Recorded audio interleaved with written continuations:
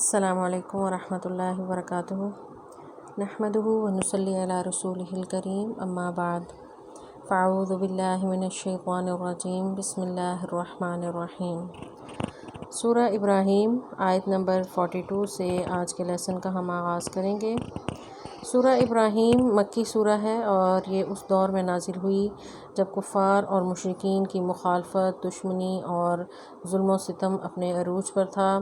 چنانچہ اس صورت میں اللہ تبارک و تعالیٰ نے نہ صرف ان کے باطل عقائد کا رد کیا اور اس کے ساتھ ساتھ ان کو دلائل دینے کے ساتھ ساتھ ان کی سرزنش بھی کی اور ڈانٹ ڈپٹ کی۔ مشرکین مکہ اور کفار کے باطل عقائد کو بیان کرنے کے ساتھ ساتھ اللہ تبارک و تعالیٰ نے اپنے انعامات کا ذکر کیا، اپنے جلیل القدر پیغمبر حضرت ابراہیم علیہ السلام کی کچھ دعاؤں کا ذکر کیا، اور ان دعاؤں کے نتیجے میں ان پر یعنی مشرکین مکہ پر جو اللہ تبارک و تعالیٰ کے انعامات تھے جن کو وہ بھلا چکے تھے، ان کا تذکرہ کرنے کے بعد اس آخری جو آیات ہیں ان میں اللہ تبارک و تعالیٰ نے آخرت کی طرف رخ موڑا ہے دوبارہ سے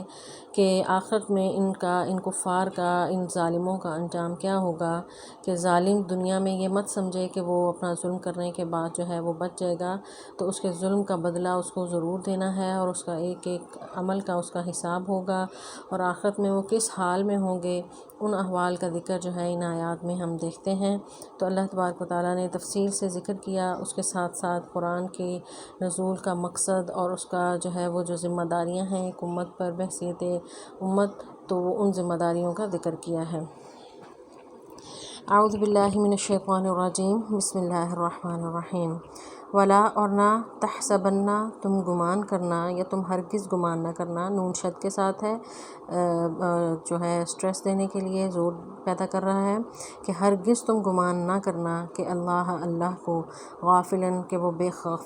خبر ہے یا غافل ہے، عما اس چیز سے جو یعملو کر رہے ہیں الظالمون ظالم، انما سوائے اس کے نہیں، یؤخرہم وہ تو مہلت دیتا ہے انہیں، لیومن اس دن کے لیے، تشخصو جس دن پھٹی کی پھٹی رہ جائیں گی، فیہ اس میں، الابصار آنکھیں۔ اس آیت مبارکہ میں اللہ تبارک و تعالیٰ ظالموں کو مخاطب ہو رہے ہیں کہ ظالم ہرگز یہ گمان نہ کریں کہ اگر ان کے ظلم کا ہاتھ نہیں روکا جا رہا، ان کو جو ہے وہ سزا فوری نہیں مل رہی، تو اس پر وہ یہ مت سمجھیں کہ انہیں جو ہے وہ کوئی پوچھنے والا نہیں ہے یا وہ اتنے طاقتور ہو گئے ہیں کہ کوئی ان کو روک نہیں سکتا۔ تو اس طرح کا جو ہے اگر وہ کچھ خیال دل میں رکھتے ہیں تو اللہ تبارک و تعالیٰ فرما رہے ہیں کہ انہیں یہ خیال دل سے نکال دینا چاہیے کہ وہ ہرگز گمان نہ کریں کہ اللہ تعالیٰ ان کے ظلم سے ناواقف ہے۔ اللہ تعالیٰ ان کے ہر عمل کو مکمل طور پر وہ دیکھ رہا ہے، فرشتے اس کو جو ہے وہ ریکارڈ میں رکھ رہے ہیں، اور ہر عمل ان کا جو ہے ان کے سامنے آئے گا، اور پھر ان کو اپنے ہر کیے ہوئے عمل کا جو ہے وہ ایک ایک عمل کا حساب دینا ہوگا۔ اور اللہ تبارک و تعالیٰ بعض اوقات جو ہے دنیا میں اگر کوئی زیادتی کرتا ہے تو اس کو فوراً بھی سزا دے دیتے ہیں، بعض اوقات اس کو مہلت دی جاتی ہے۔ وہ مہلت اس لیے اس کی بھی کئی حکمتیں ہیں کہ اگر اس میں کوئی اصلاح کا عنصر ہو، کوئی اصلاح کا پہلو ہو، تو وہ ہو سکتا ہے کہ اس کی اصلاح ہو جائے اور وہ توبہ کر لے، یا پھر ہو سکتا ہے کہ اللہ تبارک و تعالیٰ بعض اوقات مہلت اس لیے بھی دیتے ہیں کہ جو ظلم کر رہا ہے کہ اللہ تعالیٰ دیکھنا چاہتے ہیں کہ وہ ظلم میں کس حد تک وہ آگے جاتا ہے، تو اس لیے بھی تھوڑا سا مہلت دی جاتی ہے، اور حجت تاکہ تمام ہو جائے، پھر ان لوگوں کو پھر اللہ تعالیٰ ایک ہی دفعہ پکڑتے ہیں۔ تشخص جو ہے یعنی شخص سے لفظ ہے، شخص جو ہے وہ اردو میں بھی ہم استعمال کرتے ہیں کسی بھی شخص کے لیے، کسی آدمی کے لیے، لیکن یہاں پر تشخص سے مراد جو ہے یعنی آنکھیں کھولنا، ٹکٹکی باندھ کر دیکھنا، یا تشخص کا لفظ جو ہے یہ دور سے کسی چیز کو دیکھنے کے لیے یہ لفظ استعمال ہوتا ہے۔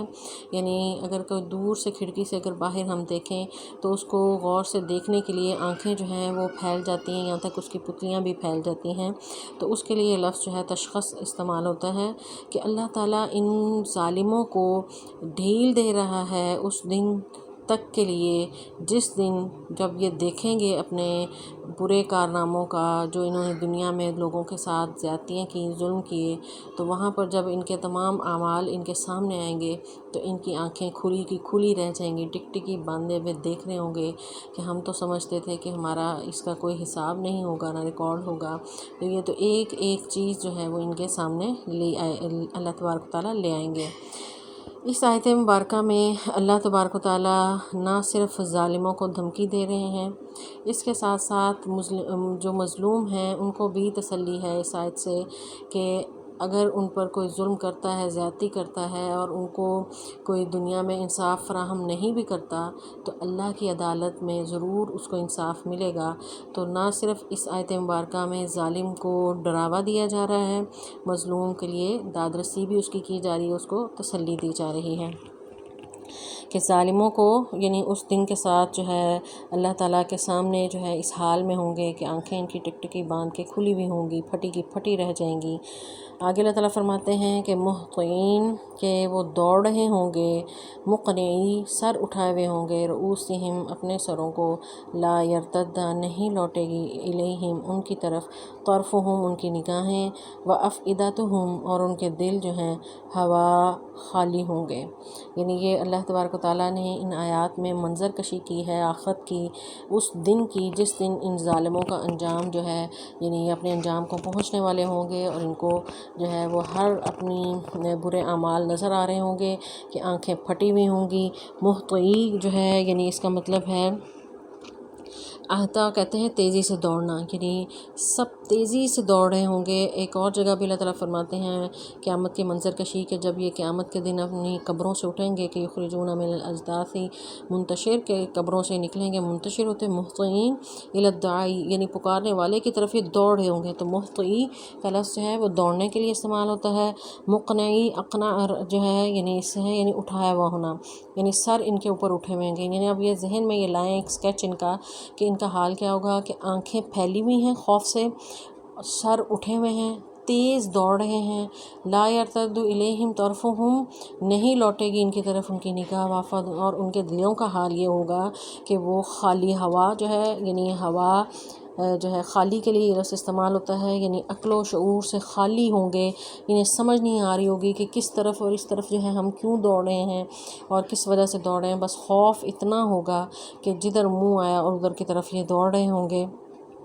تو یہ قیامت کی منظر کشی اللہ تبارک و تعالیٰ نے ان ظالموں کی ہے کہ قیامت کے دن جو ہے ان ظالموں کا یہ انجام ہوگا کہ آنکھیں پھٹی ہوئی ہوں گی، دوڑ رہے ہوں گے، سر اٹھائے ہوئے ہوں گے۔ اور جب انسان دوڑ لگاتا ہے ریس میں بھی آپ دیکھیں کہ وہ سر جو ہے اوپر اٹھایا ہوتا ہے، جھکا کے سر جو ہے وہ تیز نہیں دوڑا جاتا، تو سر اٹھایا ہوا ہے تو اس کا مطلب ہے وہ بہت تیز دوڑ رہے ہوں گے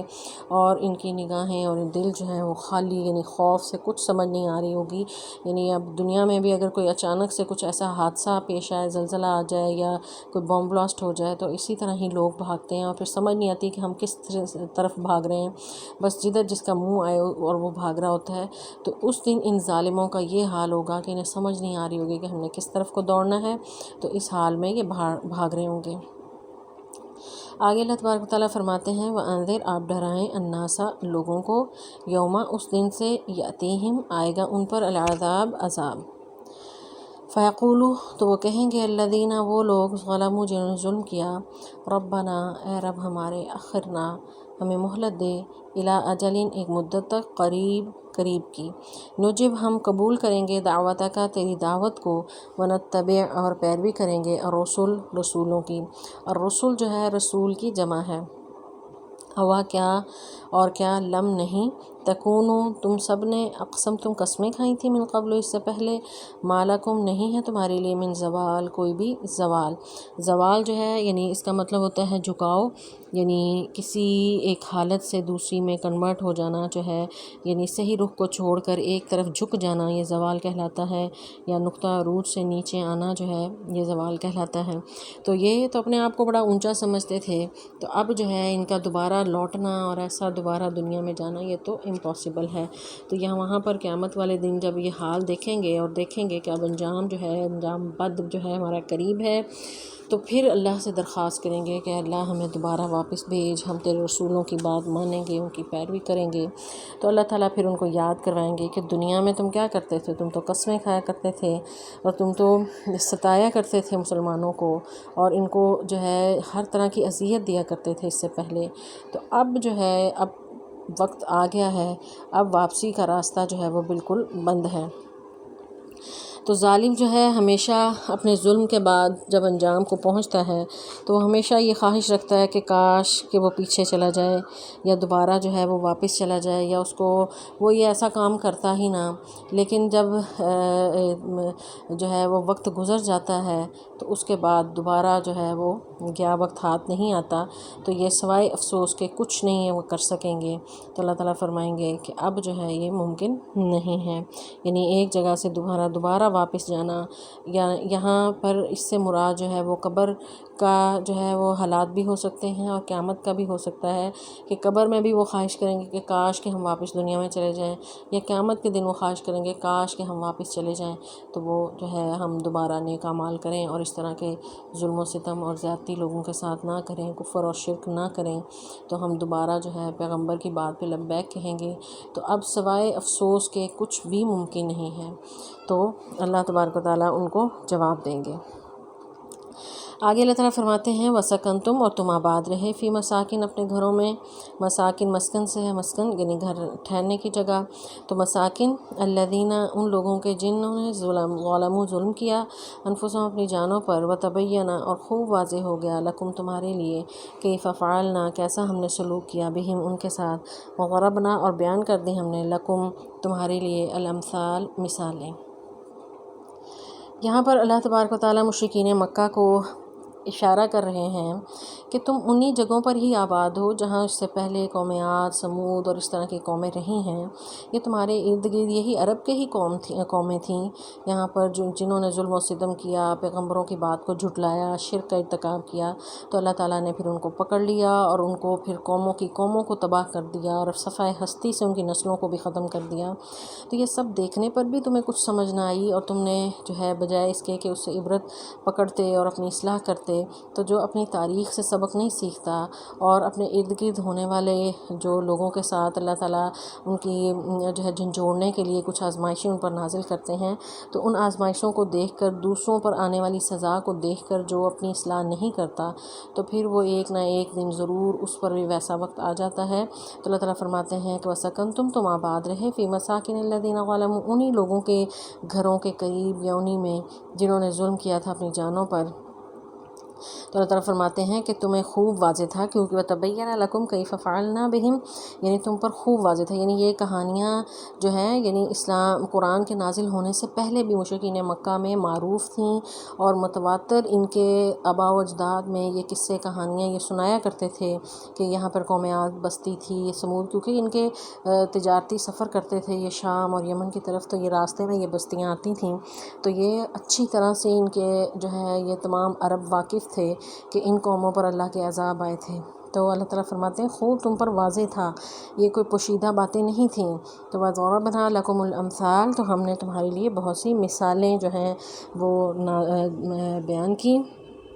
مثالیں اللہ تعالیٰ کیوں بیان کرتے ہیں؟ جس طرح اس سے پہلے ہم نے پڑھی تھی کہ کلمہ طیبہ کی مثال اللہ تعالیٰ نے ایک درخت سے دی، اور کلمہ خبیثہ کی ایک ایسے درخت سے دی جس کی جڑیں مضبوط نہیں ہیں، تو یہ مثالیں سمجھانے کے لیے اللہ تعالیٰ دیتے ہیں۔ تو ان کو بھی اللہ تبارک و تعالیٰ نے یہ مثالیں جو ہیں، یہ واقعات ہیں، یہ ان کے لیے اسی لیے بیان کیے تھے کہ یہ سمجھ جائیں اور اپنی اصلاح کر لیں۔ تو قرآن پاک میں بہت سی مثالیں ہیں، مکھی کی مثال ہے، سورہ عنکبوت میں مکڑی کی مثال ہے، یا پھر جو اسی سورہ میں ہی درخت کی مثال اللہ تعالیٰ نے کلمہ طیبہ اور کلمہ خبیثہ کو سمجھانے کے لیے دی۔ تو یہ سب مثالیں جو ہیں انسان کی سمجھ بوجھ کے لیے ہوتی ہیں، اور جو ان سے نہیں سمجھنا چاہتا تو پھر خود جو ہے وہ ذمہ دار ہے۔ تو اللہ تعالیٰ فرماتے ہیں وَقَدْ مَكَرُوا، انہوں نے تدبیر کی، مکرہم، اپنی تدبیر، وَعِنْدَ اللّٰہِ، اور اللہ کے پاس ہے، مکرہم، ان کی تدبیر، وَإِنْ، اور نہیں، کانا، تھی، مکرہم، ان کی تدبیر، لِتَزُولُوا، کہ ٹل جائیں، منہ، اس سے، الجبال، پہاڑ۔ کفار مکہ نے مسلمانوں کو تنگ کرنے کے لیے اور رسول اللہ صلی اللہ علیہ وسلم کو دعوت و تبلیغ سے روکنے کے لیے بہت منصوبے بنائے، طرح طرح سے چالیں چلیں اور بڑی کوشش کی کہ کسی طرح سے جو ہے یہ آپ کا اپنے مشن سے باز آ جائیں، لیکن رسول اللہ صلی اللہ علیہ وسلم جو ہے ہرگز ایک لمحے کے لیے بھی ان کی بات آپ نے کسی بھی طرح سے قبول نہیں کی۔ انہوں نے لالچ دیے، انہوں نے ڈرانے دھمکانے کی کوشش کی، یہاں تک کہ آپ کی جان کے در پہ ہو گئے، لیکن جو ہے آپ صلی اللہ علیہ وسلم نے استقامت اختیار کی تو اللہ تعالیٰ فرماتے ہیں کہ ان کے پاس بہت سی تدبیریں تھیں، طرح طرح سے یہ مکر کر رہے تھے۔ یعنی مکر کا لفظ جو ہے قرآن پاک میں دو معنوں میں ہے، اللہ کے لیے بھی یہ استعمال ہوا ہے اور کفار اور مشرکین کے لیے بھی، اور جو ہے مکر نیگیٹو معنوں میں بھی ہے، پازیٹیو معنوں میں بھی ہے۔ یعنی اگر اس کو نیگیٹو معنوں میں لیں تو اس کی مطلب ہوتا ہے یعنی منفی قسم کی چالیں، کسی کو نقصان پہنچانے کے لیے چالیں چلنا، اور پازیٹیو معنوں میں لیں تو تدبیر اس کا معنی جو ہے وہ کیا جاتا ہے۔ تو انہوں نے بہت سی چالیں چلیں اور اللہ کے پاس جو ہے یعنی ان کی تمام چالوں کا علم تھا، اللہ نے ہر ان کی چال پر اپنے نبی کو بچا لیا۔ جس طرح انہوں نے رسول اللہ صلی اللہ علیہ وسلم کو کئی دفعہ جو ہے آپ پر حملہ کیا، آپ کی جان لینے کی کوشش کی، تو اللہ تبارک و تعالیٰ نے اپنے نبی کو ہر جگہ جو ہے وہ بچا لیا، آپ کو دعوت کے میدان میں ہرانے کی کوشش کی، آپ کو دنیا کا لالچ دینے کی کوشش کی، لیکن اللہ تبارک و تعالیٰ ہمیشہ اپنے نبی کا جو ہے اللہ تبارک و تعالیٰ نے ساتھ دیا اور ان کی چالوں کو جو ہے ناکام کیا۔ آگے اللہ تعالیٰ فرماتے ہیں فَلَا تَحْسَبَنَّ، تو ہرگز گمان نہ کرو اللہ کو مخلفہ خلاف کرنے والا وعدہ ہی اپنے وعدے کا، رسولہ جو اپنے رسولوں سے اس نے کیا، ان اللہ بے شک اللہ عزیز نہایت غالب انتقام بدلہ لینے والا ہے۔ یعنی یہ مت سمجھو کہ اللہ تبارک و تعالیٰ جو ہے ان ظالموں کو چھوڑ دیں گے یا اسی طرح جو ہے یہ زیادتی کر کے یہ کوئی بچ جائیں گے، تو ایسا ممکن نہیں ہے۔ اللہ تعالیٰ ایک ایک سے حساب لے گا۔ یہ اللہ کا وعدہ ہے اپنے رسولوں سے کہ جس نے اس کے رسولوں کو تنگ کیا، اذیت دی، تکلیف دی، ان سے ضرور جو ہے اللہ تعالیٰ بدلہ لیں گے۔ تو یہ ایسا نہ سمجھیں کہ ان کی کوئی بچت کے کوئی چانسز ہیں، ایسا بالکل نہیں ہے۔ اور جو رسولوں کا ساتھ دے گا ان کے لیے جو ہے وہ جنتیں ہیں۔ تو یہ اللہ کا وعدہ ہے اپنے رسولوں سے، اور اللہ تعالیٰ غالب ہے اور انتقام لینے والا ہے، یعنی وہ بدلہ لینے والا ہے۔ آگے قیامت کے دن کا پھر ذکر ہے، یوم اس دن تو بدل دی جائے گی الارض زمین غیر الارض دوسری زمین سے، والسماوات اور آسمان، وبرزوا اور پیش ہوں گے للہ سب لوگ، یعنی پیش ہوں گے للہ اللہ کے سامنے، الواحد جو ایک ہے، القہار بہت ہی زبردست۔ چونکہ مجرموں کو ڈانٹ پڑ رہی ہے اور اللہ تبارک و تعالیٰ آخرت کے جو دن ہیں جس دن ان مجرموں کا جو حال ہوگا اس کی منظر کشی کر رہے ہیں۔ اللہ تعالیٰ فرما رہے ہیں کہ اس قیامت کے دن جو ہے زمین کو بدل دیا جائے گا، تبدیل کر دیا جائے گا۔ تو تبدل جو ہے یہ تبدیلی کو کہتے ہیں۔ تبدیلی دو طرح سے ہوتی ہے، بعض اوقات جو ہے وہ فزیکل چینج ہوتا ہے، یعنی کسی بھی چیز کو بالکل ہی بدل دینا، اور بعض اوقات جو ہے یعنی اس کی ظاہری شکل تو نہیں چینج ہوتی لیکن اس کو جو ہے یعنی ایسی تبدیلی ہوتی ہے جو کیمیکل چینج ہوتا ہے۔ تو قیامت کے دن وہ تبدیلی کس طرح کی ہوگی؟ آیا یہ زمین ختم کر کے ایک نئی زمین پیدا کر دی جائے گی، یا پھر جو ہے اسی زمین کو کسی اور فارم میں لے آیا جائے گا، یعنی کیمیکل چینج ہوگا یا فزیکل چینج ہوگا، اس پر مفسرین کی مختلف آراء ہیں۔ بہرحال تبدیلی جو بھی ہو، تو یہ قرآن پاک میں کئی ایک مقامات پر اللہ تبارک و تعالیٰ نے منظر کشی کی، خاص طور پر آخری 3 پاروں میں بڑی تفصیل کے ساتھ جو ہے وہ زمین کی حالت کو بیان کیا ہے کہ وَإِذَا النُّجُومُ انكَدَرَتْ، یعنی ستارے جو ہیں وہ جھڑ جائیں گے، بِحَارُ فُجِّرَتْ، یعنی سمندر جو ہیں وہ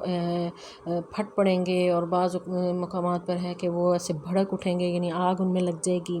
زلزلے آئیں گے اور پہاڑ دھنکی ہوئی روئی کی طرح ہو جائیں گے، اور پہاڑ یعنی ستارے، سورج، چاند سب جو ہیں وہ ایسے جھڑ جائیں گے۔ تو یہ سب چینج جو ہے یعنی زمین پر ہوگا، اور پھر اس کے بعد جو ہے یعنی ایک چینج یہ بھی ہوگا کہ زمین کو کھینچ کر جو ہے وہ سیدھا کر دیا جائے گا، یعنی اب تو یہ گول شکل میں، بیضوی شکل میں ہے، تو قیامت کے دن جو ہے یہ بالکل کھینچ کر جو ہے اس کو برابر کر کے ایک چٹیل میدان کی طرح کر دیا جائے گا۔ سورہ کہف میں بھی اللہ تعالیٰ ذکر کرتے ہیں۔ تو یہاں پر اب تو یعنی پہاڑ ہیں، کہیں جو ہے وہ کھائی ہے، گھاٹیاں ہیں، دریا ہیں، مختلف طرح کی زمین ہے، لیکن قیامت کے دن جو ہے یہ زمین ایسے کھینچ کر بالکل برابر کر دی جائے گی، اور پھر جو ہے لوگوں کا حساب کتاب شروع ہوگا۔ اور پھر اس پر جو اللہ تعالیٰ فرماتے ہیں وَبَرَزُوا لِلَّهِ الْوَاحِدِ الْقَهَّارِ، پھر سب لوگوں کو پیشی ہوگی ان کی اللہ واحد القہار کے سامنے۔ اس دن جو ہے وہ سب کی سب بادشاہت اللہ کی ہوگی، بڑے سے بڑے لوگ بھی جو ہیں وہ کانپ رہے ہوں گے خوف کے ساتھ، حتیٰ کہ انبیاء بھی انتہائی خوف زدہ ہوں گے، حالانکہ دنیا میں ان کی زندگی بڑی اطاعت سے گزری، لیکن اس دن دہشت اتنی ہوگی، اس دن کی وحشت اور دہشت کی وجہ سے لوگ جو ہیں وہ خوف زدہ ہوں گے۔ اور اللہ تعالیٰ فرماتے ہیں لمن الملک اليوم، کہ آج کے دن بادشاہی کس کی ہے؟ للہ الواحد القہار، آج واحد جو اللہ تعالیٰ واحد ہے، القہار ہے، اس کی جو ہے وہ بادشاہی ہے، وہ اسی کا حکم چلے گا اور وہاں پر پھر وہ محاسبہ کرے گا۔ تو یہاں پر اللہ تبارک و تعالیٰ قیامت کے دن کی منظر کشی کر رہے ہیں کہ اللہ جو واحد ہے، اکیلا ہے، یہی وہ دعوت تھی جس کو کفار نے انکار کیا، اور اسی کی وجہ سے جو ہے رسول اللہ صلی اللہ علیہ وسلم کے ساتھ ان کی مخالفت تھی، یہی وہ کلمہ لا الہ الا اللہ تھا کہ جس کی وجہ سے جو ہے یہ تمام حالات جو ہیں وہ پیدا ہوئے۔ القہار جو ہے قہر سے ہے، قاہر بھی اس کا لفظ جو ہے اس سے استعمال ہوتا ہے، یعنی غلبہ پا کر کسی کو ذلیل کرنا، یعنی تمام انسانوں پر، تمام مخلوقات پر اللہ ہی کا غلبہ ہوگا اور وہ سب اللہ کے سامنے بالکل ذلیل ہوں گے، وہ زبردست ہے۔ تو اس کا ترجمہ اسی لیے جو ہے وہ بڑا زبردست کیا جاتا ہے۔ تو اللہ تعالیٰ فرماتے ہیں کہ اس دن مجرموں کا حال کیا ہوگا، وَتَرَى الْمُجْرِمِينَ، آپ دیکھیں گے مجرموں کو، یومئذ اس دن مقرنین، سب وہ جکڑے ہوئے ہوں گے۔ مقرن جو ہے قرن سے ہے یہ لفظ، قرن کہتے ہیں ملے ہونا، جڑے ہوئے ہونا، ایک کے ساتھ دوسری چیز کو باندھے ہونا، فی الاصفاد، زنجیروں میں۔ تو مجرمین کو آپ دیکھیں گے اس دن وہ جکڑے ہوئے ہوں گے زنجیروں میں۔ اب وہ کس طرح جکڑے ہوئے ہوں گے کہ ان کے پاؤں آپس میں جو ہے وہ زنجیروں کے ساتھ ملا کر ان کو ایک دوسرے سے باندھا جائے گا، یعنی یہ بھی کتنی اذیت ناک اور تکلیف دہ سزا ہے کہ ایک تو دہشت اور خوف اور گرمی، اور اس دن جو ہے یعنی جہنم کی گرمی، اور اوپر سے جب انسان اس وقت یعنی گرمی میں چاہتا ہے کہ وہ کوئی آزاد ہو جائے، کوئی سانس لے، کہیں سے ہوا آئے، تو وہ الٹا جو ہے یعنی ایسی سزا میں ہوں گے کہ زنجیروں سے جکڑے ہوئے بندھے ہوئے ہوں گے آپس میں، تو اور زیادہ گھٹن اور گھبراہٹ کا وہ شکار ہو رہے ہوں گے۔ پھر اس کے ساتھ جو ہے یعنی بیڑیوں کے ساتھ بھی باندھے ہوئے، اس سے مراد ہو سکتا ہے کہ بیڑیوں کے ساتھ جو ہے ان کو باندھا ہوگا، اور آپس میں بھی ایک دوسرے کے ساتھ جو ہے وہ باندھا ہوگا۔ تو جس طرح جیل سے مجرموں کو نکالا جائے اور ایک ہی ان کو جو ہے وہ شخص ان کو ہانک رہا ہو، تو پھر تمام مجرموں کو آپس میں ایک دوسرے کے ساتھ جو ہے زنجیروں سے باندھ دیا جاتا ہے، تو ایسے ہی اللہ تعالیٰ ان جہنمیوں کو اکٹھا آپس میں باندھ رکھا ہوگا اور ان زنجیروں کے ساتھ جو ہے وہ انہیں کھینچا جائے گا۔ آگے اللہ تعالیٰ فرماتے ہیں کہ حالت ان کی یعنی اس طرح ہوگی کہ زنجیروں میں جکڑے ہوئے ان کا لباس کیا ہوگا جہنم میں، جس طرح قیدیوں کا لباس ہوتا ہے کسی بھی جیل میں مخصوص، تو جہنمیوں کا بھی لباس ہوگا، سرابیلہم، ان کی قمیضیں، من قطران، گندھک کی ہوں گی۔ قطر کہتے ہیں یعنی پگھلا ہوا تانبا یا تارکول، یعنی اس میں بدبو بھی ہوتی ہے، اور اس کی یعنی 4 خصوصیات ہیں کہ ایک بدبودار ہے، چپکنے والا ہے، یعنی جہاں پہ یعنی آپ دیکھیں کہ اگر کہیں یعنی کینڈل کو جلائیں اور اس کا موم کہیں جلتا ہوا گر جائے تو ایسے چپک جاتا ہے، یا لفافہ جو ہے وہ جلے تو وہ چپک کے کس قدر یعنی وہ تکلیف دیتا ہے۔ تو یہ جو لباس ان کا ہوگا تو اس کے اندر کیا خصوصیات ہوں گی کہ ایک تو بدبو اتنی ہوگی ناقابل برداشت، پھر یہ چپکنے والا ہوگا، پھر اس کے بعد یہ خارش، کیونکہ گندک سے ہوگا اور وہ خارش جو ہے جسم میں پیدا کرے گی، اور اس کے ساتھ ساتھ ایک اس کی خصوصیت یہ بھی ہوگی کہ یہ آگ پکڑنے والا مادہ ہے، یعنی ایک تو یعنی لباس ہوتا ہے نا کہ انسان کو وہ بچاؤ اس کا کرتا ہے، تو یہ ایسا لباس ہوگا کہ جتنی آگ اس کو پہنچے گی یہ ایسا اس کے مٹیریل ہے کہ وہ آگ کو مزید بھڑکائے گا اور تیز کرے گا، تو اس قدر تکلیف دہ لباس جو ہے قطیران کا انہیں پہنایا جائے گا۔ تو یہ جہنمیوں کا جو ہے اللہ تبارک و تعالیٰ یونیفارم بتا رہے ہیں کہ ان کا قطران کا ہوگا۔ وتخشا، یعنی وہ آگ اتنی تیز ہوگی، وہ ظاہر لباس انہوں نے ایسا پہنا ہوا ہے کہ وہ آگ کو مزید بھڑکا رہا ہے، تو اس کے شعلے اتنے بلند ہوں گے، وتخشا، ڈھانپ لیں گے، تخشا غشی سے ہے یعنی ڈھانپ لینا، وجوہہم، ان کے چہروں کو، وجہت ان کی یہ جمع ہے، وجہ چہرے کو کہتے ہیں، تو یہ وجوہہم ان کے چہرے، النار آگ سے، تو ان کے چہرے بھی آگ سے ڈھانپے ہوئے ہوں گے۔ لیجزیہ، یہ بدلہ ہے اللہ جو لے گا کل نفس، ہر نفس کو، ما کسبت، جس نے کمایا، ان اللہ بے شک اللہ سریع الحساب بہت جلد حساب لینے والا ہے۔ تو پیچھے آیت اللہ تبارک و تعالیٰ نے جو شروع کی تھی، یعنی بات شروع یہاں تھی وَلَا تَحْسَبَنَّ الَّذِينَ ظَلَمُوا، یعنی گمان نہ کریں ظالم کہ وہ جو ہے اللہ غافل ہے۔ تو یہاں پر اللہ تعالیٰ فرما رہے ہیں کہ یہ مت سمجھے کہ اللہ یہ سمجھتے ہیں کہ ہمیں مہلت ملی ہے تو دنیا میں جتنا بھی جی لیں گے وہ کتنی کی مہلت ہے، ہمیشگی کا عذاب انہیں ملنے والا ہے۔ تو اللہ تعالیٰ سریع الحساب ہے، بہت جلد حساب لینے والا ہے، اور ہر نفس کو جو اس نے کمایا اس کا بدلہ ضرور ملے گا۔ اگر نیک اعمال کیے ہیں تو کوئی ایک عمل بھی ضائع نہیں ہوگا، اور اگر برے اعمال کیے تو انہیں جو ہے اپنے برے اعمال کا جو ہے ضرور بدلہ انہیں وہاں پر ملے گا۔ آگے اللہ تعالیٰ فرماتے ہیں ھذا بلاغ، یہ ہے پیغام للناس لوگوں کے لیے، وَلِيُنذِرُوا تاکہ سب ڈرائے جائیں بھی اس کے ذریعے، وَلِيَعْلَمُوا اور تاکہ سب جان لیں انما بے شک سوائے اس کے نہیں کہ وہ ہوا وہی الہ واحد ایک ہی معبود ہے، واو اور لیذکر تاکہ نصیحت حاصل کریں اولو الالباب عقل والے۔ یہ اس سورہ کی آخری آیت ہے، اور پوری سورہ کا نچوڑ اور خلاصہ بلکہ پورے قرآن کا پیغام جو ہے وہ اس آیت میں موجود ہے کہ اس قرآن کو اللہ تبارک و تعالیٰ نے بلاغ بنا کر بھیجا ہے۔ با لام غین جو ہے اس کا مقصد ہے، تو بلاغ کا معنی ہوتا ہے کہ کسی بھی مقصد کو اس کے منتہا تک پہنچانا، یعنی اس کے آخری انجام تک پہنچانا، یعنی اینڈ رزلٹ کو بلاغ کہا جاتا ہے، کہ یہ جو میسیج ہے اس قرآن کا وہ ہر شخص تک پہنچانا ضروری ہے۔ ھذا بلاغ، یہ پیغام ہے، یہ بہت ہی اہم میسیج ہے للناس جو تمام لوگوں کے لیے ہے، اور یہ ہر ایک کا، یعنی جو بھی شخص قرآن کو پڑھتا ہے، جو بھی مسلمان ہونے کا دعویٰ کرتا ہے، اپنے اپنے علم کے مطابق اس کو آگے پہنچانا اس کی ذمہ داری ہے۔ تو یہی اس ذمہ داری کا جو ہے یہاں پر اللہ تبارک و تعالیٰ اعلان کر رہے ہیں کہ یہ پیغام تمہیں پہنچانا ہے ہر انسان تک۔ اگرچہ یہ پہلا جو ہے فریضہ انبیاء کا ہے، رسول اللہ صلی اللہ علیہ وسلم یہ پیغام پہنچا گئے، اس کے بعد آپ کے اصحاب نے پہنچایا، تو اب ہر امتی پر فرض ہے کہ اس قرآن کو لوگوں تک پہنچائے، اور پہنچاتے ہوئے خوشخبریاں بھی سنائیں، اور ساتھ ساتھ ڈراوا بھی ہونا چاہیے، کیونکہ ہر طرح کی نفسیات کے لوگ ہوتے ہیں۔ بعض جو ہے وہ یعنی انعام کے لالچ میں کچھ کرتے ہیں، اور بعض جو ایسے اسٹوڈنٹ بھی ہوتے ہیں کہ جو کسی ڈراوے یا دھمکی کی وجہ سے بات مانتے ہیں۔ تو یہ اللہ تعالیٰ فرماتے ہیں وَلِيُنذِرُوا تاکہ ڈرائے جائیں، جیسے کہ پچھلی آیات میں اللہ تعالیٰ جہنمیوں کا ذکر اور قیامت کا منظر اور وہ سب یعنی ڈراوے کے لیے دیا گیا، اور رسول اللہ صلی اللہ علیہ وسلم کے صفاتی ناموں میں سے بھی ہے کہ آپ منذر تھے، ڈرانے والے تھے، کہ لوگوں کو برے انجام سے ڈرائیں اور ان کے برے اعمال کے نتائج سے ڈرائیں۔ تو اللہ تعالیٰ فرما رہے ہیں وَلِيُنذِرُوا اور تاکہ آپ ڈرائیں لوگوں کو، بھی ساتھ اس کے وَلِيَعْلَمُوا تاکہ جان لیں انما یعنی لوگوں کو پتہ چل جائے کہ الہ واحد ایک ہے، اور یہ سب عقل والوں لب کہتے ہیں یعنی مغز کو بھیجے کو، یعنی جس کے پاس بھی عقل ہے، بھیجا ہے، مغز ہے، تو وہ ضرور اس سے نصیحت حاصل کرے گا کہ الہ واحد ایک ہے، اسی کی ماننی ہے، اسی کی عبادت کرنی ہے، اس کے علاوہ کسی اور کی عبادت نہیں کرنی ہے، اس قرآن کو پڑھنا ہے اور اس پر عمل کرنا ہے اور لوگوں تک بھی پہنچانا ہے، تو انذار بھی کرنا ہے۔ تو یعنی عموماً عام طور پر یہ کنسیپٹ پایا جاتا ہے کہ لوگوں کو نہ اتنا ڈرایا جائے، اتنا خوفزدہ نہ کیا جائے، ہر وقت جہنم کی بات نہ کی جائے کہ لوگ جو ہے نا پھر دین کی طرف نہیں آئیں گے، ڈر جائیں گے۔ تو یہ اسلام کا مزاج ہے کہ لوگوں کو اچھی باتیں بھی بتائیں، انہیں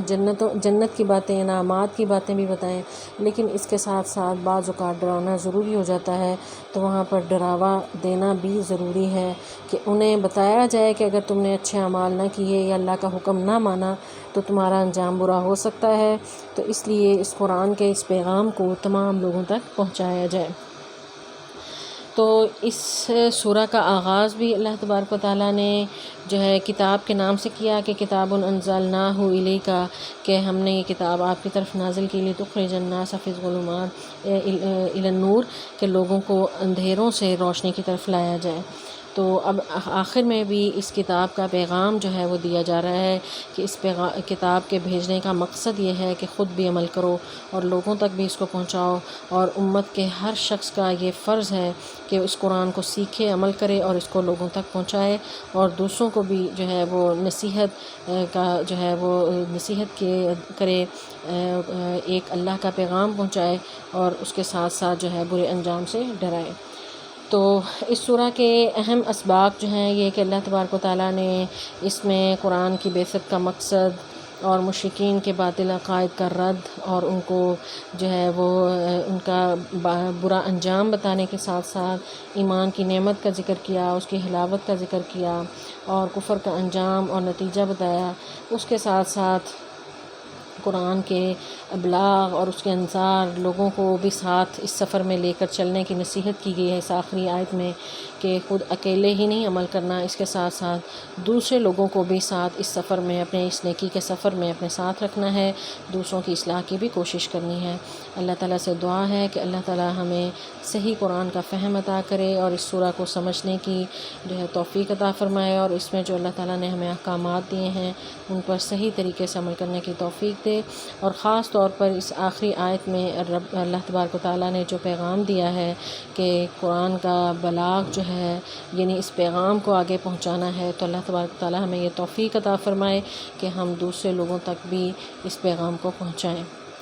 السلام علیکم ورحمۃ اللہ وبرکاتہ۔